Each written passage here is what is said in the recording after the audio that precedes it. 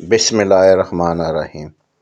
अस्सलाम वालेकुम दोस्तों, आज मैं आपको एक फार्मर से मिलाता हूँ जिसने एक डैम बनाया हुआ है रेत के टिब्बे पर और उसमें मछलियाँ पाल रहा है। तो चलो उससे मिलते हैं। अस्सलाम वालेकुम जी। वालेकुम अस्सलाम। सुनाओ जी, की हाल चाल है? ठीक जनाब, तुसीं सुनाओ? ठीक ठाक। ते पहला तो अपना नाम दसो ना। मेरा नाम जी मुआज़ अहमद नाम है मेरा। अच्छा, वालिदा नाम दस्तार, चक नंबर 471 का रहने वाला। सही है। ते ये दसो भई टिब्बा पे सी? हाँ जी, बिल्कुल टिब्बा सी, एक बरून सी। अच्छा ते ये माशाअल्लाह असी इत्थे डैम बनाया। अच्छा, अल्लाह ताला ने कामयाब कीता। सही है। ते पिछे सोलर बोर लाए हाँ अज? जी, वो सोलर बोर पिछे लग्या होया है। अच्छा 26 प्लेटां ते चलदा है। अच्छा ते ये डैम दा बहुत फायदा है। 15 एकड़ रकबा है। अच्छा सारे ने तो सराब करने हैं और अच्छा मच्छी भी पाल रहे हैं। अच्छा।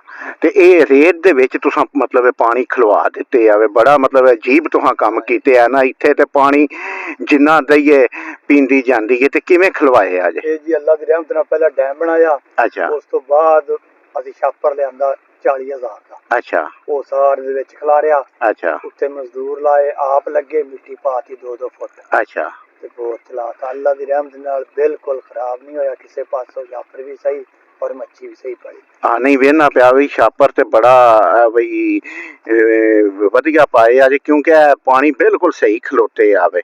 अच्छा पे दसदे हो भी छापर पा के उत्ते 2-2 फुट मिट्टी पा दी? हाँ जी, 2-2 फुट वे फटे ना? हाँ, फटे ट्रैक्टर नाल आग भी लगे। अच्छा ते एदे च मच्छी पिछले साल किन्नी पाई साजे? ਇਹਦੇ 600 ਦਾਣਾ ਪਾਇਆ ਸੀ। अच्छा ਜਿਹਨੇ 2 ਲੱਖ ਦੀ ਵੇਚੀ, ਆਪ ਵੀ ਖਾਧੀ, ਦੋਸਤਾਂ ਨੇ ਵੀ ਦਿੱਤੀ। जा जा 2.5 ਤੋਂ 3 3.5 ਕਿਲੋ ਤੱਕ ਦਾਣਾ ਸੀ ਮਾਸ਼ਾਅੱਲਾ। अच्छा केड़ी केड़ी नस्ल पाई सी? ਗਰਾਸ, ਥੈਲਾ ਤੇ ਰੋ। अच्छा ते ये दसो भई ये जगह किन्नी है? ਜਗ੍ਹਾ ਪੂਰਾ 1 ਵਿਗਾ ਹੈ। अच्छा ਹਾਂ, ਵਿਗਾ ਜਿਹੜਾ ਵਿੱਚ 3 ਕਨਾਲਾਂ ਦੇ ਵਿੱਚ ਪਾਣੀ ਖੜਾ ਹੈ अच्छा ਤੇ 8 ਤੋਂ 9 ਫੁੱਟ ਤੇ ਪਾਣੀ ਡੂੰਘਾ ਖੜਾ। अच्छा ਉਂਝ ਤੇ ਕਿੱਲੇ 'ਚ 800-900 ਮੱਛੀ ਪਾਉਂਦੇ ਨੇ, ਤੇ ਇਹ ਤੁਹਾਡੀ ਕੀ ਵਜ੍ਹਾ ਵੇ ਬਈ ਇਹ ਪਾਣੀ ਵਿੱਚ ਚੱਲਣ ਦੀ ਵਜ੍ਹਾ ਨਾਲ ਇਹ ਜ਼ਿਆਦਾ ਸੋਹਣੀ ਪਾਲ ਗਈ ਹੈ? ਇਹ ਅੱਲਾ ਨੂੰ ਹੀ ਪਤਾ। ਅਸੀਂ ਤਾਂ ਪਾਣੀ ਉਧਰੋਂ ਫੁੱਲਰ ਦਾ ਚੱਲਦਾ ਰਹਿੰਦਾ, ਇਧਰੋਂ ਫਸਲਾਂ ਲਾਉਂਦੇ। ਇਹਨੂੰ ਪਾਉਂਦੇ ਕੀ ਰਹੇ ਹੋ? ਇਹਨੂੰ ਅਸੀਂ ਟੁੱਕਰ, ਰੋਟੀ, ਸੁੱਕੀ ਟੁਕੜੇ ਅੱਛਾ ਤੇ ਘਾਹ ਵਗੈਰਾ ਤੇ ਗੋਬਰ ਬਸ। ਅੱਛਾ ਅੱਛਾ। ਤੇ ਥੋੜਾ ਥੋੜਾ ਮੱਛੀ ਕਿਹੜੀ ਕਿਹੜੀ ਪਾਈ ਸੀ? ਰਹੂ, ਅੱਛਾ ਗਰਾਸ ਤੇ ਥੈਲਾ। ਅੱਛਾ माशाल्लाह जी, वाकई मच्छी ਤੁਹਾਡੀ ਬੜੀ ਵੇਖੀ ਕੇ ਵਜ਼ਨੀ ਹੋ ਗਈ ਸੀ। ਤੇ ਇਹ ਦੱਸੋ ਵੀ ਇਹ ਜਿਹੜਾ ਫਸਲਾਂ ਨੂੰ ਤੁਸੀਂ ਪਾਣੀ ਦਿੰਦੇ ਹੋ, ਇਹਦਾ ਵੀ ਕੋਈ ਫਾਇਦਾ ਹੈ ਵੇ ਕਿ ਯਾਨੀ ਡਾਇਰੈਕਟ ਬੋਰ ਤੋਂ ਦੇਣੇ ਨਾਲ ਜਾਂ ਡੈਮ ਦਾ ਦੇਣੇ ਨਾਲ ਕੋਈ ਕੀ ਫਰਕ ਹੈ? ਫਾਇਦਾ ਵੀ ਜਾਂ? ਸਭ ਤੋਂ ਵੱਡਾ ਫਾਇਦਾ ਤਾਂ ਸਾਰੇ ਦਾ ਇਹ ਹੀ ਹੈ ਕਿ ਬੱਦਲ ਛੱਦਲ ਹੋ ਜੇ, ਇਹ ਉਹ ਹੋ ਜੇ ਨਾ, ਤੇ ਉਹਦੇ ਚ ਪਾਣੀ ਦੀ ਬੜੀ ਖਰਾਬੀ ਹੁੰਦੀ ਸੀ। ਧੁੱਪ ਚ ਬੱਚਿਆਂ ਨੂੰ ਸੜਨਾ ਪੈਂਦਾ ਸੀ, ਆਪ ਨੂੰ ਵੀ ਨਾਲ। ਇਹ ਡੈਮ ਬਣਾਇਆ ਨਾ, ਡੈਮ ਦੀ ਵਜ੍ਹਾ ਨਾਲ ਨਾ, ਇੱਕ ਤਾਂ ਪਾਣੀ ਖਲੋਣ ਦੀ ਵਜ੍ਹਾ ਤੋਂ, ਮੱਛੀ ਦੀ ਵਜ੍ਹਾ ਤੋਂ ਪਾਣੀ ਦੀ ਡਬਲ ਤਾਕਤ ਹੋ ਜਾਂਦੀ। ਫਿਰ ਜਿਹੜੇ ਰਕਬੇ ਲਾਵਣਾ ਇਵੇਂ ਆਪਣਾ ਸਮਝ ਲੈ, ਇੱਕ ਮੋਗਾ ਛੱਡ ਲਿਆ ਚਲਾ ਕੇ 2-4 ਕਿੱਲੇ ਪੈੜੀ ਜਿਹਨੂੰ ਲਾਵਣਾ ਲੱਗ ਜਾਂਦਾ, ਔਰ ਪਾਣੀ ਤਾਕਤ ਵਾਲਾ ਬਣ ਜਾਂਦਾ।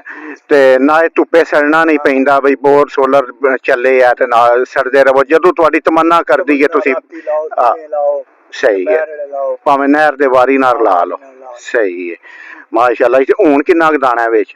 ਹੁਣ ਇਹਦੇ ਜੀ 600 ਦਾਣਾ ਫਿਰ ਛੱਡਿਆ ਮਾਸ਼ਾਅੱਲਾ। ਇਹ ਅੱਛਾ, ਇਹ ਬਈ ਨਸਲਾਂ ਦਾ? ਹਾਂ ਇਹ ਨਸਲ। ਅੱਛਾ, ਕੋਈ ਹੋ ਗਿਆ ਅੱਧਾ ਕਿਲੋ ਦਾ? ਹਾਂ, ਤਕਰੀਬਨ 200-300 ਗ੍ਰਾਮ ਤੋਂ ਲੈ ਕੇ ਤੇ 600 ਗ੍ਰਾਮ ਤੱਕ। ਅੱਛਾ, ਇਹ ਤੇ ਤੁਸਾਂ ਮਤਲਬ ਹੈ ਕਿ ਜਿਹੜਾ ਟਿੱਬਾ ਵੇ, ਵੇਖੋ ਨਾ ਇੱਥੇ ਅਸੀਂ ਟਿੱਬਿਆਂ ਤੋਂ ਚੱਲਦੇ ਸਾਂ 6-6 ਲੱਖ ਰੁਪਈਆ ਦੇ ਕੇ ਟਿੱਬਾ ਕਢਾਣਾ ਜ਼ਮੀਨ ਵਿੱਚੋਂ, ਤੇ ਟਿੱਬੇ ਨੂੰ ਤੁਸਾਂ ਜ਼ਮੀਨ ਨੂੰ ਕੀਮਤੀ ਕਰ ਛੜਿਆ ਵੇ। ਕੀਮਤੀ ਹੋ ਗਿਆ ਮਾਸ਼ਾਅੱਲਾ। ਹਾਂ, ਉਨੀ ਆਮਦਨ ਜ਼ਮੀਨ ਦੀ ਨਹੀਂ, ਕਿੱਲੇ ਦੀ ਨਹੀਂ, 20 ਦੀ ਨਹੀਂ, ਜਿੰਨੀ ਤੁਸੀਂ ਇਹਦੇ ਵਿੱਚੋਂ ਲੈ ਲਈਏ ਮਾਸ਼ਾਅੱਲਾ।